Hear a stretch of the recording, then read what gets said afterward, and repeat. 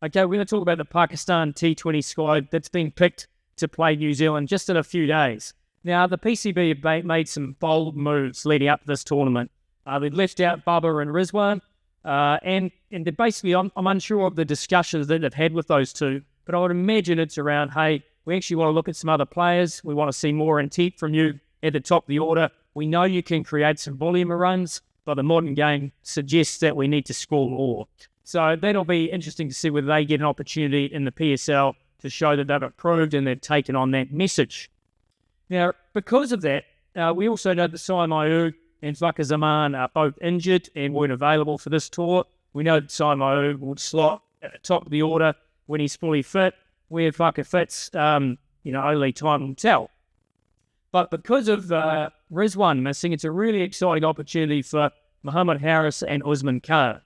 Now, they basically, obviously from a keeping perspective, there's going to need to be one there at the top of the order, and I think they have to bat somewhere in the top three. So it's pretty much a playoff in terms of those two basically showing that they're good enough to play at the international level. And New Zealand is a pretty good test.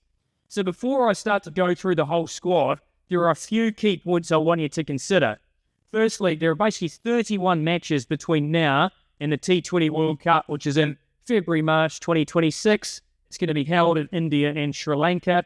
And this tour is 5 T20s. So it's a really good start, really good opportunity for Salman Aliaga, who's coming as captain, to basically take some real ownership of where this team goes. And obviously these 5 T20s against the New Zealand side, although they're missing some players that have already headed to the IPL, they will be strong in their own conditions.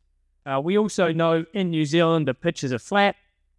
There's good pace and bounce, pretty small boundaries, so they will be high-scoring affairs. So a really good opportunity to test this squad in some pretty good playing conditions. So I'm going to go through the squad that's been selected for this tour and look at the players that have the most to gain. So, for example, if Rizwan is missing, obviously there's a keeper-batter spot. So the two that come to mind, Mohamed Harris, Usman Khan. Now, I'll talk about Mohamed Harris first. So he's been in and out of the Pakistan side, still very young, but promising and quite an explosive top-order player. Now, I think they will use him at the top of the order, and they'll ask him to basically get Pakistan off to a bit of a flyer. Now, that makes sense. There's obviously also Usman Khan. Now, Usman Khan, we know that he's come back from the UAE, made himself available for Pakistan. They've used him in different positions. When he's batted at 4, in 7 games he's averaged 11. So I don't think that's the slot for him. I think you look at Usman Khan, he bats 3 in the PSL. He's an explosive player and he scores hundreds. So I think you've got to give him an extended run batting in that role so that at the end of this tour, you can make an informed decision whether he's going to get more opportunities. If he only gets 1 or 2 games, you're going to arrive at the end of the tour and be no better off.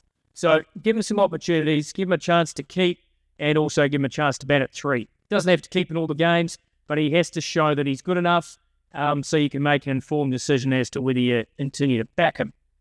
The other guy at the top of the order I want us to look at is Hesson Previews. Now, he is a very exciting talent. He's basically had an extremely good 12 months domestically. He's forced his case from being basically an emerging player in the PSL with some moderate success to somebody who was pretty much first picked in the emerging pick. He's exciting. He's going to need some opportunities on this tour. So I think between the 4 of those guys in the top 3, they're going to need to share those opportunities out so that at the end of the 5 games, they know enough about all 4. Hesson Previews is, as I said, an explosive player. So him, Mo Harris, I think are quite similar, and they potentially could be interchanged during this series. Omer bin Yusuf has had opportunities in the middle of the order.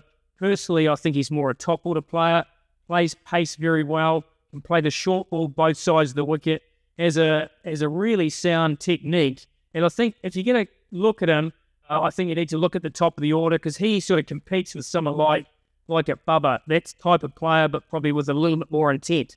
But can he stand up the international game? That's one of the questions that need to be answered. Shut up, Khan. Now, I've put him in there at 4 because when he's batted at 4, that's where his numbers have been good. He's done well at 4, he's done well at 7. So you need to decide what you're going to do. But there have been about 20-odd players that have been given opportunities in the last 4 years batting at 4 for Pakistan. Shoaib Khan's done very well. Kustal's done well. Mohammad Nawaz has done well. Those are 4 guys who, if you look at the numbers, have done the best at number 4. The reason why I like Shoaib Khan there is his strike rate's 144 actually, batting in 4. During that time, you need somebody that if he comes in at the back end of the power play, he's not going to stall the innings because you've lost two wickets. He's going to continue to attack. If he comes in after the power play and spins on, he can also take them on as well. So I think Shoaib Khan is now, as he's moved on in his career, is pretty much a batting all-rounder. And I think he's got the ability that he's shown throughout not only the limited opportunities he's had further up Pakistan, but in all the leagues around the world. And I look at his numbers the last 12 months, 31 wickets, average 18, economy of 7.6. Now that's since the start of the PSL last year. So we all know that 2023 wasn't a great year for shut up with the ball, but every player goes through that, particularly leg spinners. So he's gone away. He's talked about trying to revert back to his old technique from a bowling point of view, becoming a lot more consistent. It'll be a really important tour for shut up, just to show that he's able to basically transfer the form that he's shown in the leagues back into international cricket. And I think that's the spot for him, 4 or 5, but let's put him down at 4 at this stage. There'll be times where he has to be the frontline spinner in New Zealand, and there'll be times where there'll be another frontline spinner come in, and he'll have to do the second fiddle role. Salman Aliaga, I think he will slot in there somewhere 4 or 5 as well. We've seen the ability for him to finish, come in, bring in an impact where he batted at, say, 5 in the ODI game. He's had very limited opportunities in T20.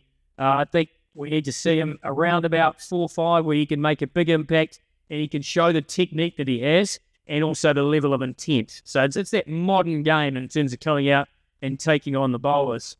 Kustal Shah, showed some really impressive signs in the Champions Trophy as a power player.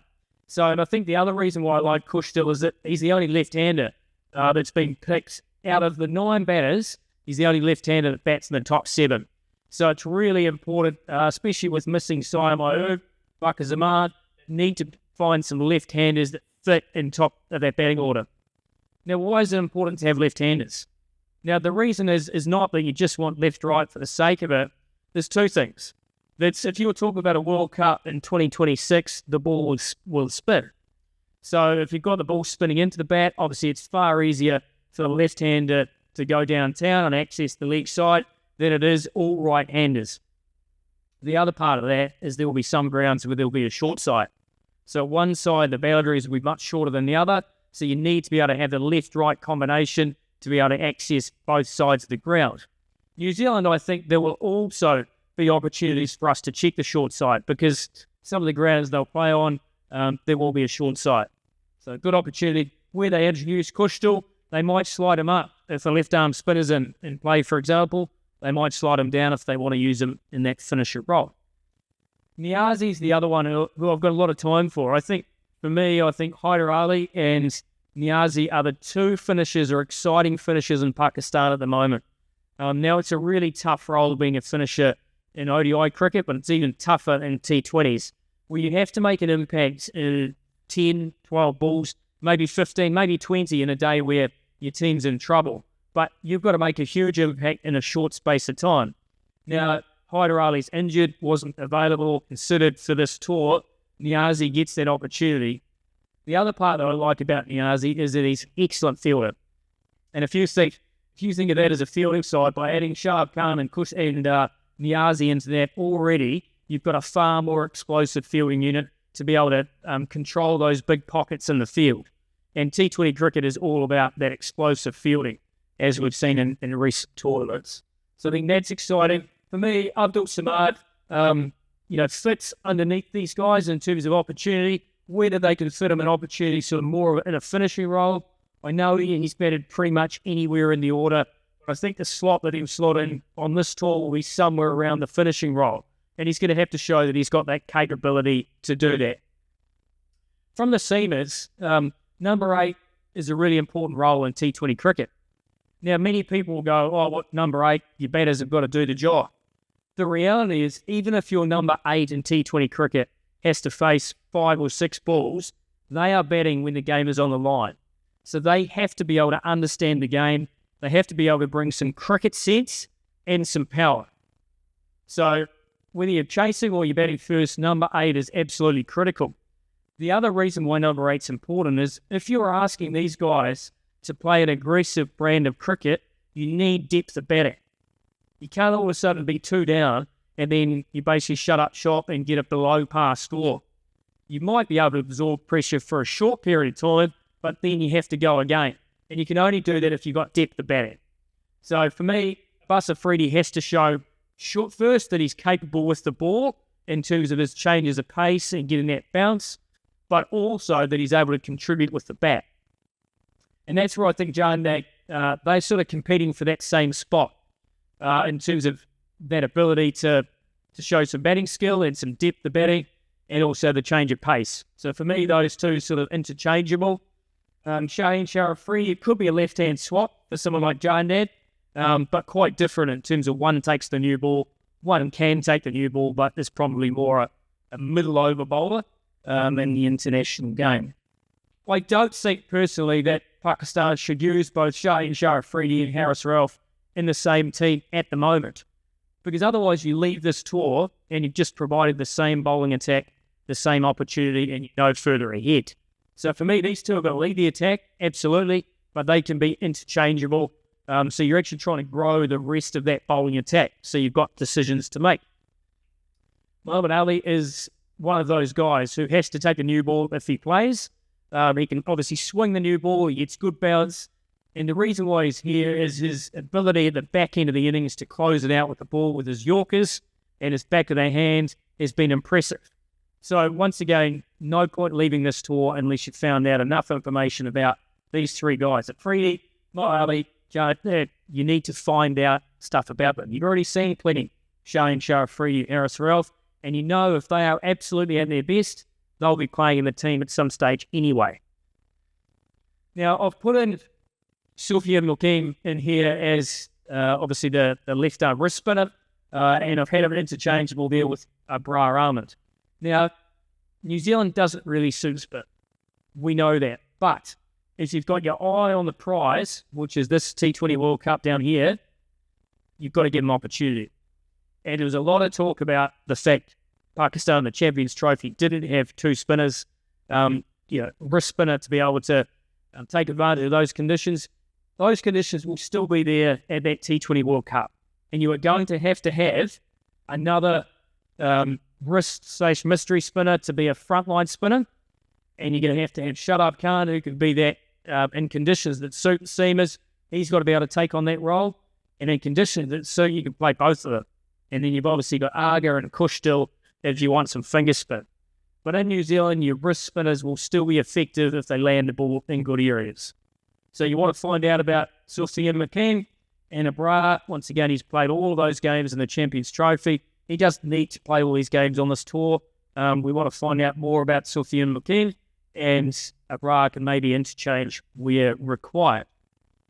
So if we look at that, interesting squad, as I said, some really exciting talent, some players that have played the odd game but need to get some consistency of play so that at the end of this tour, Pakistan's selectors can go, yes, we need to see more of these players. No, we've decided that, hey, we've seen enough. And others will say, yep, they've actually guaranteed that they need a heck of a lot more spots and we need to base the team around them. So an exciting tour against a decent New Zealand side in tough conditions, but a very important tour for Pakistan moving forward to the T20 World Cup next year.